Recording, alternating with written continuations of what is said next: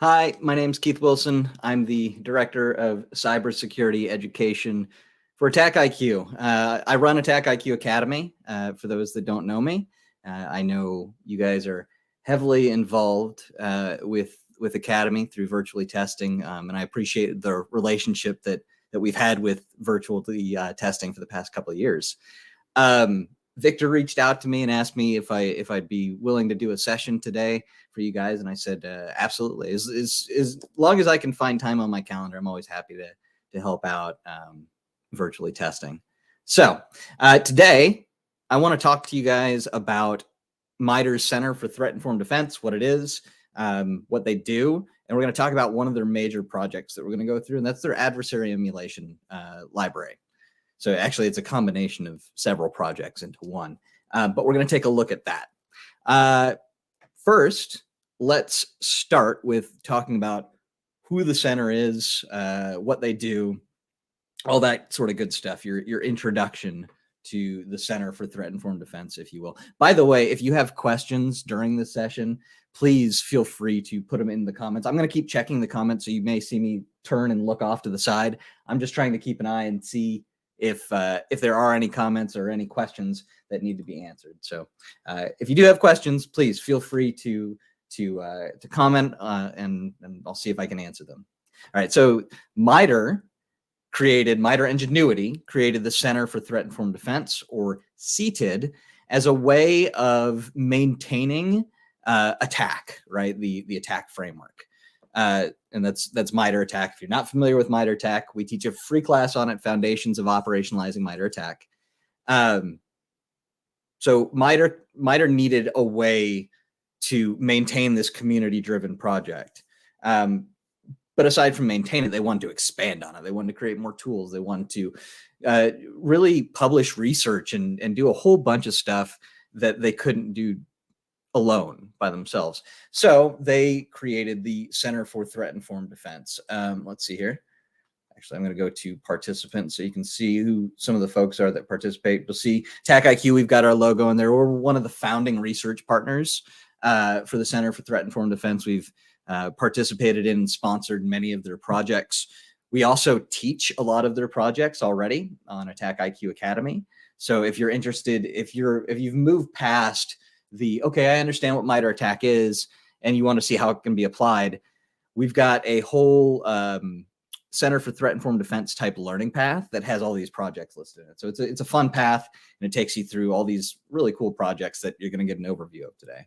But you can see in here, there's a mix of names. There's AttackIQ, Bank of America, Booz Allen Hamilton, Citi, Fujitsu, a wide variety of top-level security teams, well-known vendors, and you can see there's some other names too, because those are just the founding research partners. Below that, you can see here there's research partners, AttackIQ there, but we have research partners as well, like CrowdStrike, Fortinet, IBM Security is another one, Verizon's another. There's nonprofit participation as well, so different nonprofits also participate. There's a whole bunch of different groups. You see all the logos on here. There's a whole bunch of different groups that go into making the center work and making these projects work. And they're always coming out with new ones. So let's go ahead and start with one of them that's a combination of multiple projects, and that is the adversary emulation library. Actually, I'm going to back it up a step from there while we're still talking about the Center for Threat Informed Defense. If you want access to their projects, I believe all of them are available on GitHub. So you can go to GitHub/Center for Threat Informed Defense, and that's dashes in between that. You can see the URL on my screen here. And then we can see the different projects under here. So they've got multiple repositories. They've got, let's see, oh, this is a new one, TAC-powered. Suite is a browser extension. So this is a new browser extension that they created. Attack Workbench, we teach a class on this. This is an application allowing users to explore, create, annotate, really take over and create your own MITRE ATT&CK knowledge base within in your own enterprise. Attack Flow really helps you understand how adversaries move throughout networks. the adversary emulation library, which we're going to get to here in a minute. TRAM is another tool that's put out there for working. We've also started doing framework mappings, the center started doing framework mappings. So you can see here, if you want to understand what tactics, techniques are used to align to frameworks like NIST, we can do that here. So I'm going to go to Attack 10.1, and you can see they've got a NIST 853 revision 5, and it's within here that I can see all the different mappings. Again, we teach a class on this, so I'm not going to go too deep into it, but it is a really neat project if you work in an organization that is beholden to NIST 853. This is a good way to align attack with it. They've already done a majority of the work with you, a majority of the work for you. Okay, let's get on with Attack Navigator, another great project. There's so many good projects in here, but we're going to focus on the adversary emulation library today. All right, we have somebody asking how they can get the video. I don't know. So if somebody from virtually testing knows, if they can respond to that comment on if they can get this recording.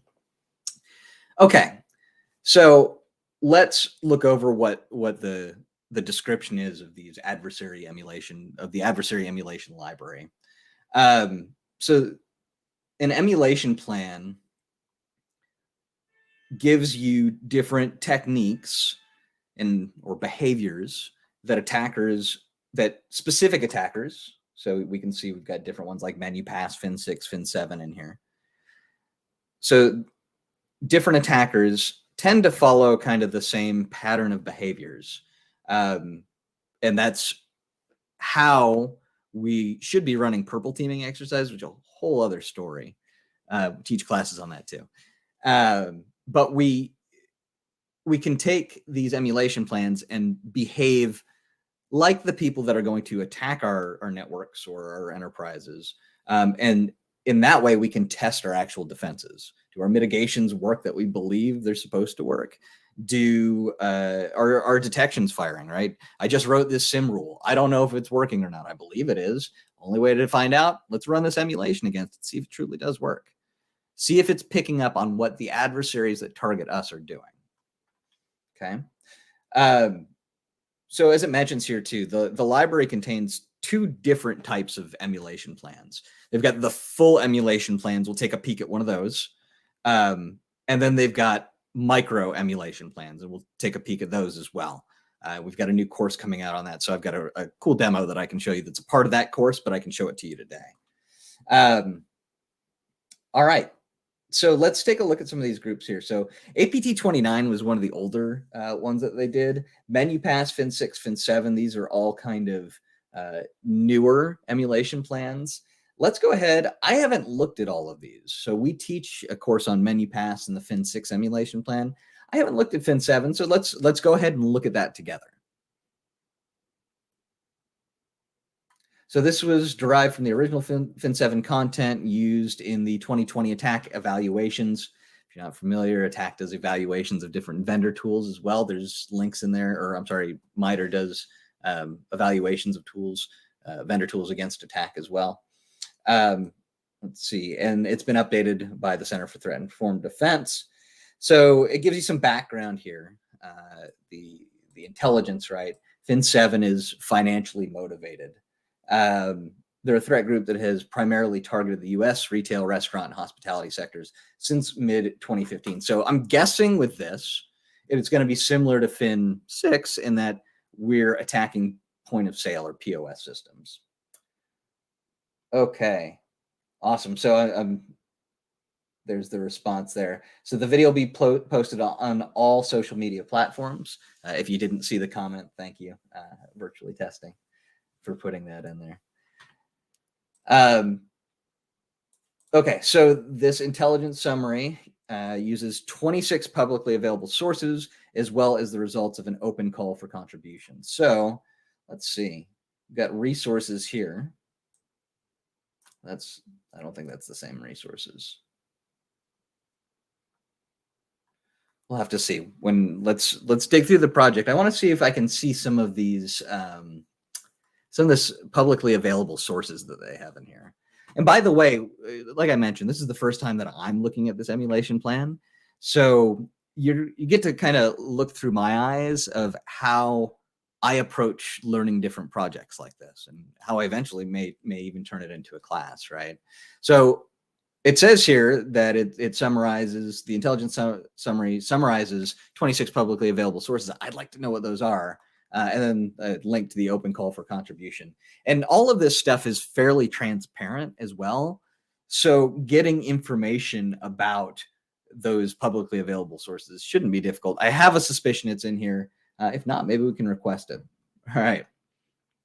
So the operations flow chains techniques together in a logical order that commonly occurs across Fin7 operations.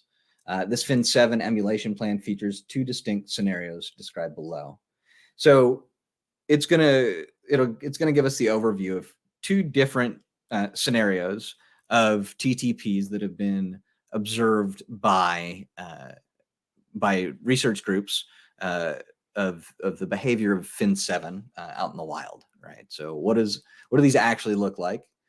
And then they're going to put them into a flow that makes logical sense, right? So we're not going to start with,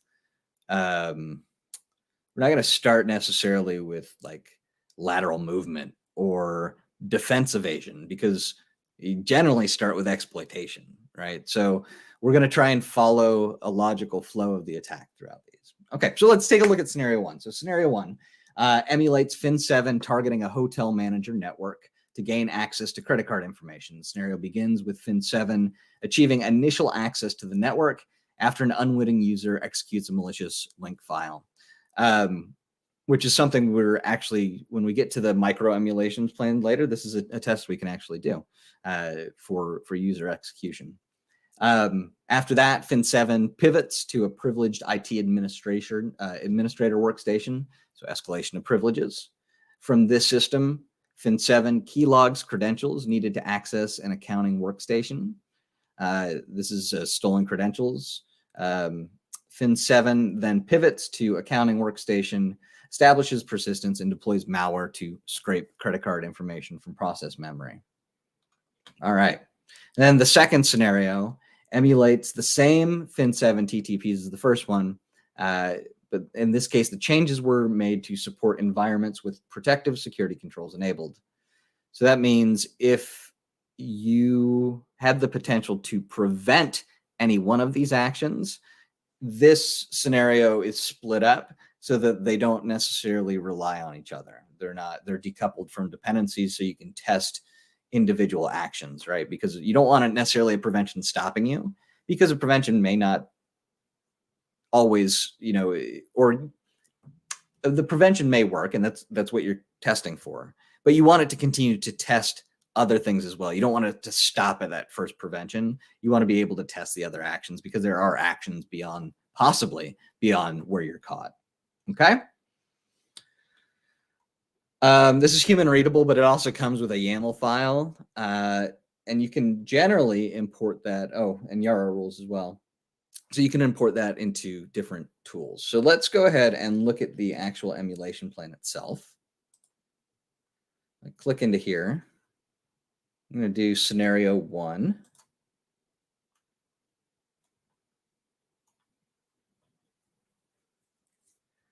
So let's see. Each objective enables subsequent objective. Okay, we already talked about that. Several placeholder values that are meant to be replaced with values specific to the target environment against which the plan is to be run. So in this case, there's going to be some placeholder values that we're going to have to substitute for our environment. And what are those? So those are found here. Okay, so you'll see the files are here with the placeholder values and where they're going to be filled in. So this gives you all the information that you need to be able to do it. It looks like domain may be the only one. It's the only one that looks like it's listed here for now. All right. Okay. So let's walk through this emulation now of Fin7. So before we begin, let's look at possible detections. So they use tools like SQL Rat, Baby Metal, Boostwrite, and Pillowmint. All right. So those are some of the different tools that they use. And when we're talking about purple teaming or threat-informed defense is really the term I'm looking for. Threat-informed defense is about a couple things, but it heavily utilizes MITRE ATT&CK. But it's about knowing who's most likely to attack you soon and knowing how they do it. So those are kind of the two biggest building blocks of having a threat-informed defense, and that's all stood upon by threat intelligence and testing and purple teaming and breach and attack simulation, all sorts of stuff that we teach at AttackIQ Academy. But for a threat-informed defense to work, we need to know who our adversary is and how they do what they do. So in this case, we're going to assume our adversary is Fin7. If we work at a retail corporation or anywhere that a financially motivated actor may want to get at, that's what we're looking at here. We know how they do it too. So we've got tools that they use, not just behaviors, but we can look for specific tools in use. And knowing how those tools behave will be helpful as well. The scenario begins after delivery of a reverse shell payload distributed via spear phishing. So we can assume that this was sent out during spear phishing. Then there's a reverse shell. After that reverse shell is connected, then it begins the attack. So the target attack of a hospitality organization, the explicit goal of credit card theft. That's all that they're trying to do is credit card theft. No damage or anything listed here. I guess you wouldn't necessarily want to do any sort of damage at the end of a test anyway. You don't really want to run ransomware. There's things you can do to test behaviors of ransomware without actually, running it. Okay, so a prerequisite to this, ensure you have the proper infrastructure requirements and configuration place stated in the scenario 1 infrastructure documentation. So they do lay these pages out really well, pretty modular. Let's look at what is in the documentation for the infrastructure. So in order to run this, they've got a script to automatically decrypt some files. Please note that our binary executable files hosted and resources have been added to password protected zip files. The password for these files is malware. We provide a script to automatically decrypt these files. Okay, so here's what we're looking for, though, the emulation team infrastructure. Our attacker desktop, this is executed on Ubuntu 20.4, the LTS, with this remote desktop client, X-Free RDP.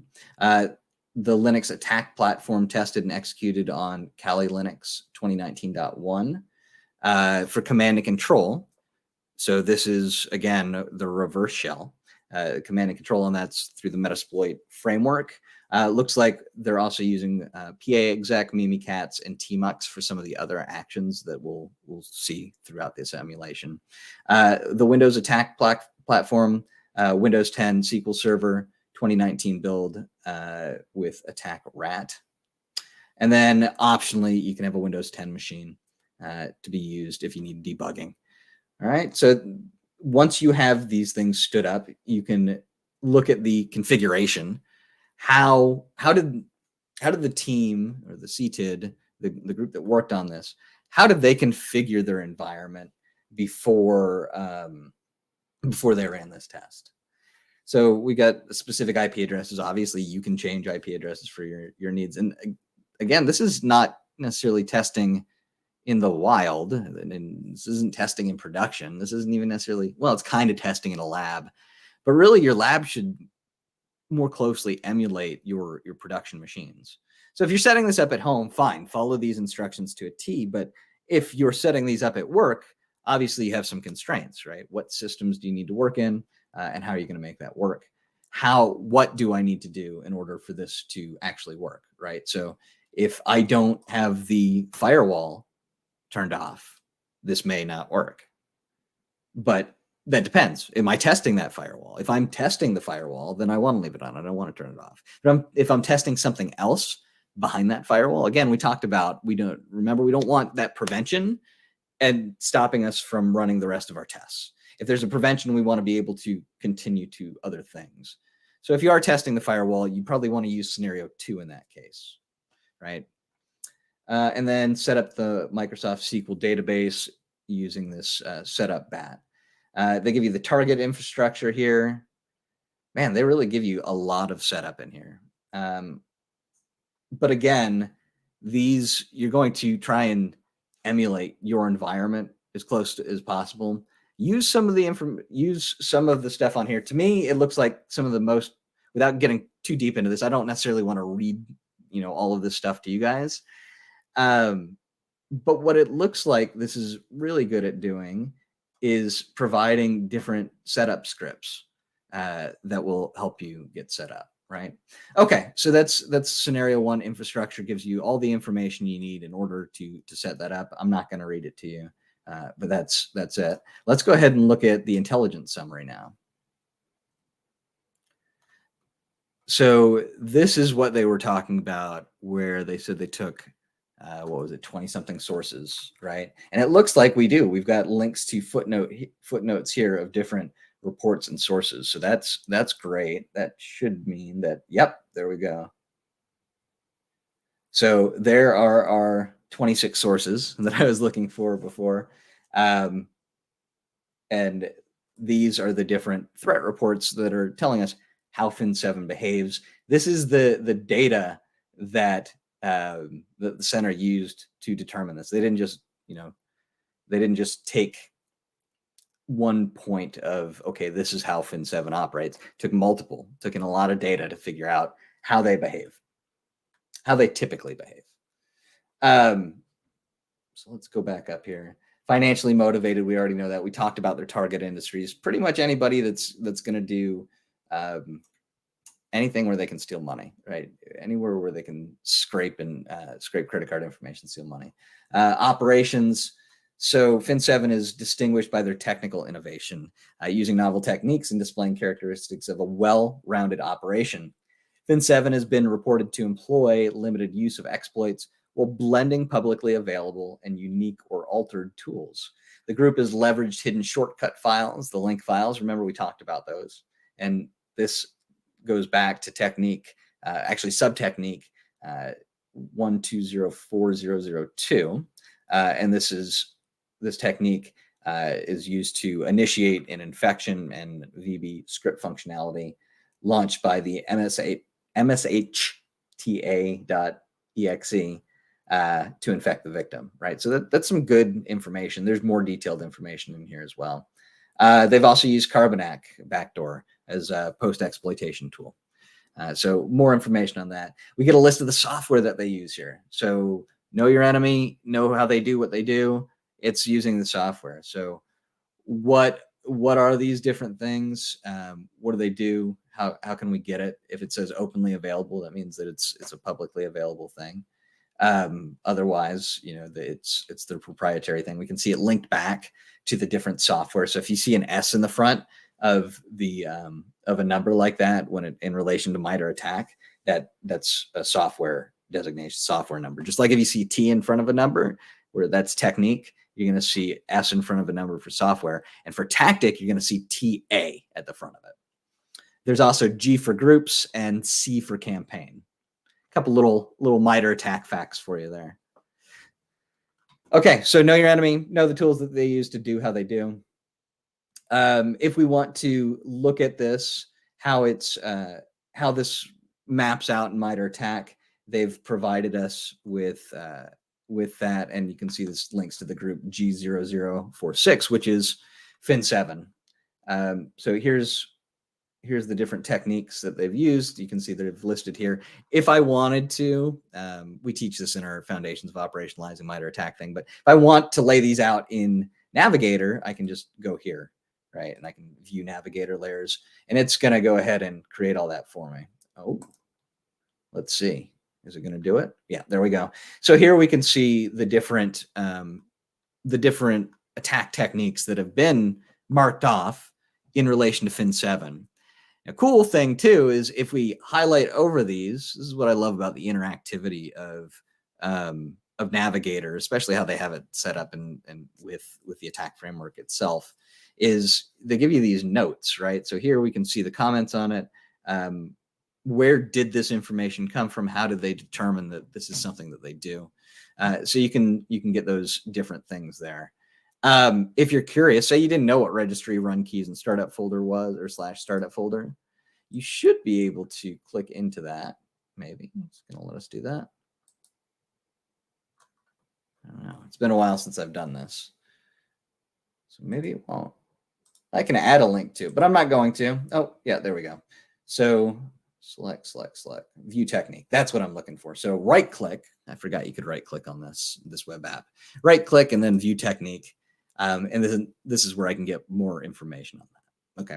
I don't want to go too far down the rabbit hole of basic MITRE ATT&CK stuff. I just want to make sure that I'm keying in on some of these more important parts that not everybody may know, especially if you're newer to attack.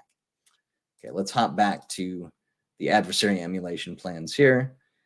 All right. So this is scenario 1 and how that maps out to MITRE ATT&CK. The different software, also how that maps out on the MITRE ATT&CK framework and its behaviors.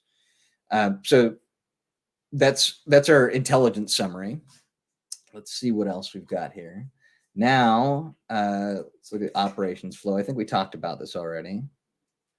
Ooh, this is not going well with the dark theme. So let me see if I can highlight this. No. All right. Well, this doesn't look well for a dark theme, but I'll read this off to you. So the flow is command and control setup, tool preparation, targeted initial compromise, expand access, and then establish persistence, and then steal payment info. All right. So that's going to be kind of the flow of how this goes, but we want to know, how does it actually work, right? We've already talked about the differences in scenarios, so we're not going to talk about those again. Let's look at scenario 1, infrastructure. Okay, yeah, I'm sorry. We went over the infrastructure already as well too. So this is how you set up for this first one. And then detections. Let's see. So what detection should I expect from this? And these are going to be this in the detections part. This is also going to be the step-by-step directions that you take. So here, start the C2 server with exact directions. By the way, if you're semi-new to security, this is a cool way to learn in your own lab, right? You can emulate an attacker and see what that looks like within your lab. Then it gives you steps on the initial breach here. I really don't want to go through all of these. Delayed malware execution.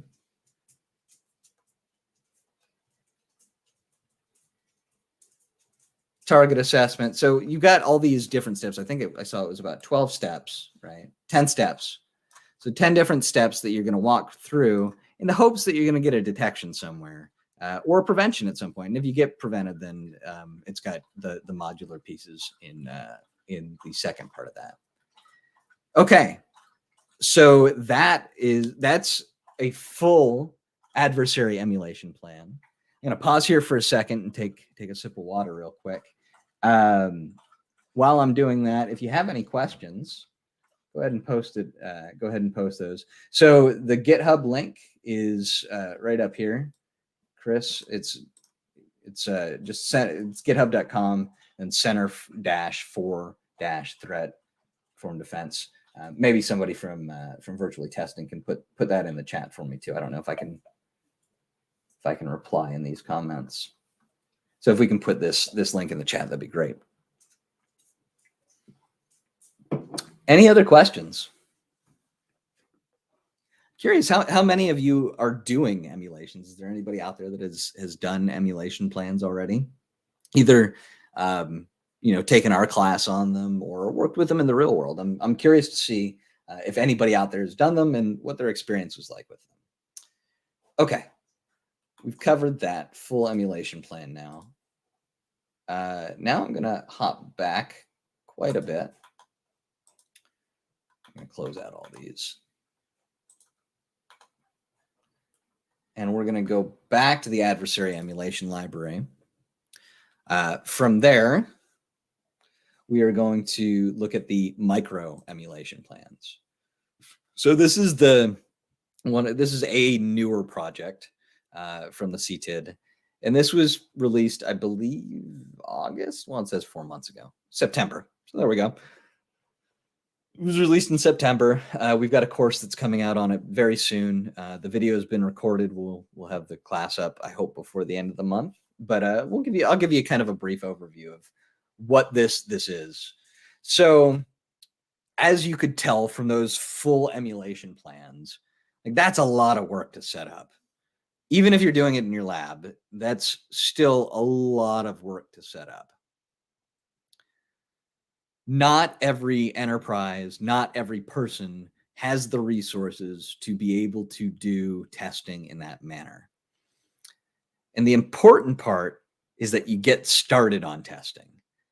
And the CTID recognize that. And they recognize that having such large, complicated, full emulation plans are, although helpful, can also be intimidating and overwhelming, making it difficult for people to get a start on doing emulations, right? So they decided to come up with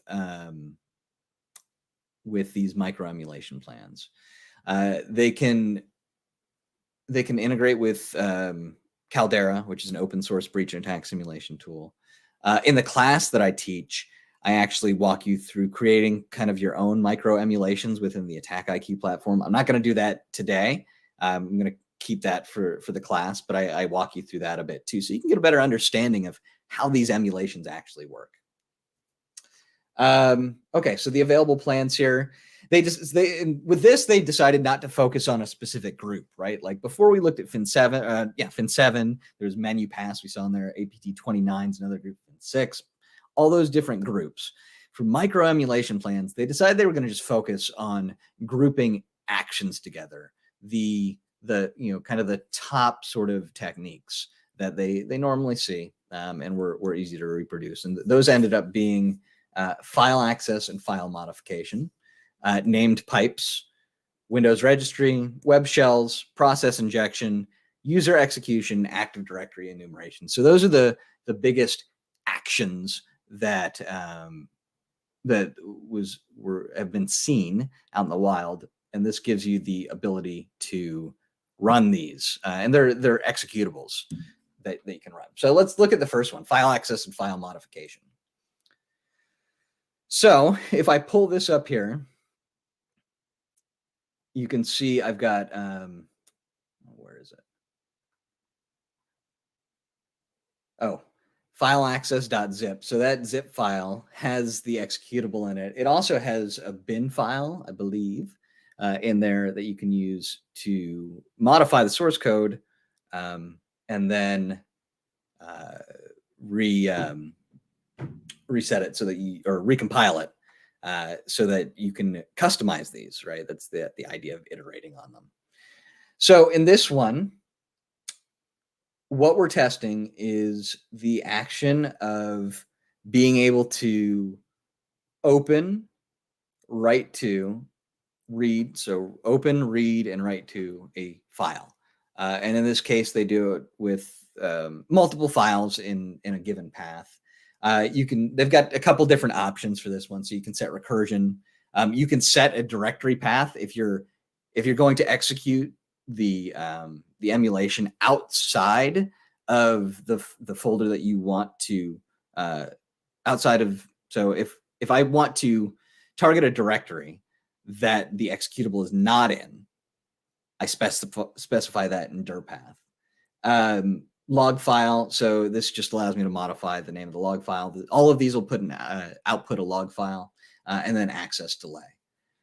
So here you can see it's got the menu here. So you got your different options. They told it to commit variables. So these are the options that it's going to run with. And I want you to watch over here on the left too. So you can see how these files are changing to that dot backup, right? So that was a modification. It also writes or appends to the files as well. It happened very quickly. And then it's going to go through. So you can see the file is there. It's going to go through and do a cleanup, which it's doing now. Right. So here I can go through and I can see that it's cleaning up all these different files that it changed the name that it was able to access. So here, what we're doing is we're creating the action of messing with these files, right? And on its own, not necessarily a bad thing. But it depends. Do you want an executable to be able to modify files like that? What if it's part of a bigger thing? What if there's more actions that go along with it? But this is a specific test for this one.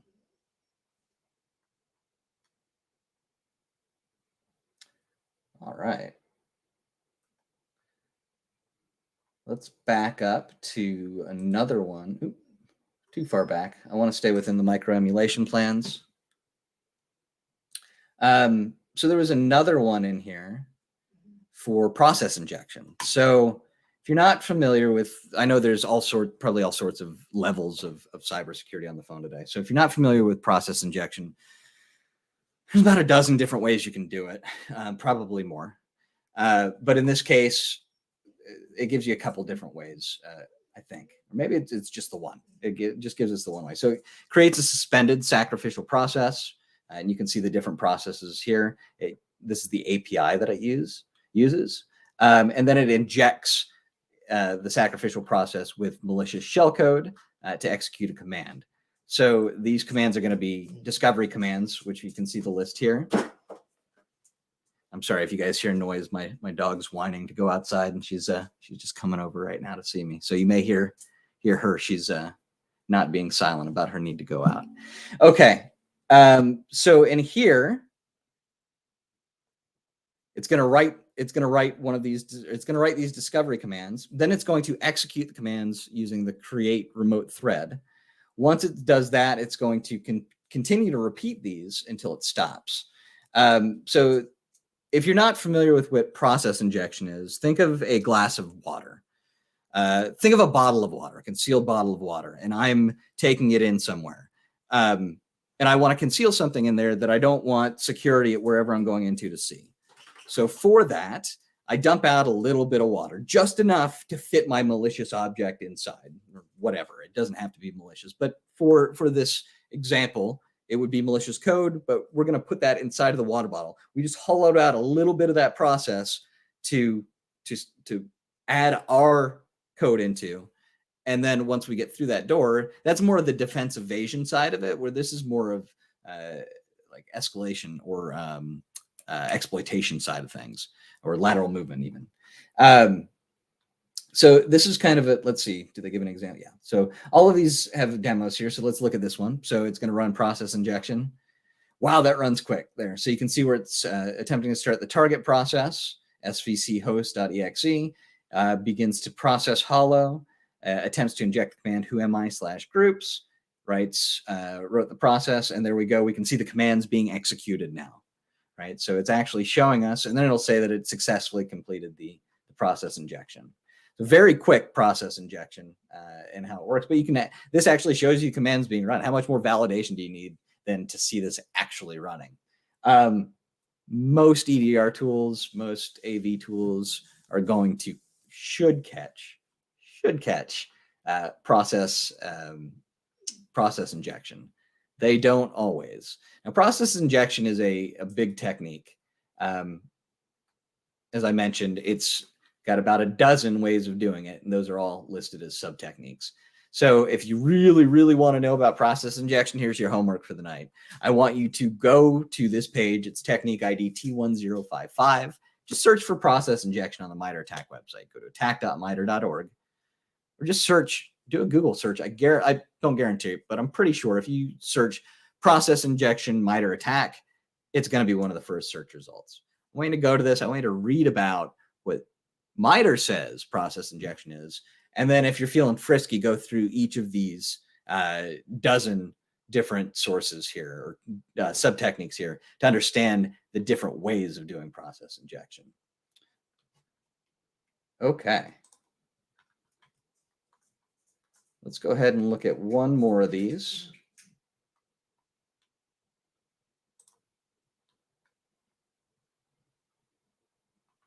User execution. That's just because we talked about it earlier. So here, it emulates the compound behavior of delivering a malicious .doc file, .link, like fin7 or .iso, through a spear phishing attachment, then executing arbitrary commands after a user invokes the file. So let's go ahead and see what that looks like. I don't know if they've got a demo, but here it's laying out what it does, right? So plant the malicious payload on disk. I think it's just discovery commands for this one. Then invoke command execution through the payload files. So what does that look like? Here's the demo here. So, oh, in this case, they're doing it through an ISO. Can we execute an ISO? Yeah, we were able to mount that, and we probably shouldn't have been. You know, our user controls should have stopped that. Okay, so I'm going to go ahead and stop with this one because I went over a lot, and I'm sure you have some questions. So I'm going to take the last couple minutes of this to get questions from you. So I see, is there a link to the MITRE website, CTID GitHub repo? Again, that's going to be github.com/Center for Threat Informed Defense. If you're interested in MITRE CTID, ctid.mitre-ingenuity.org. So another resource. You can look to their website if you're interested in getting involved with the CTID and how they do. One of the easiest ways, if you want to contribute, one of the easiest ways to contribute is by going through doing these projects. And if you find something that doesn't work, like work with these projects and tools. If you find bugs, if you find feature requests, anything that you can suggest to them, the team loves it. So I recommend participating in that way. You know, give back to the community by looking for bugs and things like that. Yeah, if I can get somebody from Virtually Testing to share both the links for me, I'm going to go ahead and put it in the private chat, and I'll let you guys go ahead and chat with everybody else. So here is that, and then we'll do the GitHub page as well. So if somebody from Virtually Testing could just go ahead and put those in the comments for me, those will be the links that you guys need. There we go. Perfect. Thank you so much. Okay. Well, I'm not seeing any questions pop up here. It's been great to talk to you. I hope I get to do it again. Victor, I hope you invite me on again. It's been great to be here. I love working with Virtually Testing. And I hope to see you all on AttackIQ Academy as well. So again, I'm going to give a quick little plug. You go to academy.attackiq.com and register for free. If you're a Virtually Testing intern, though, talk to Victor. Victor has a special link that we use specifically for you guys to make sure that we can track your progress and that he can help with that. All right. Well, thanks, everyone. I appreciate it, and I hope you have a great rest of your week.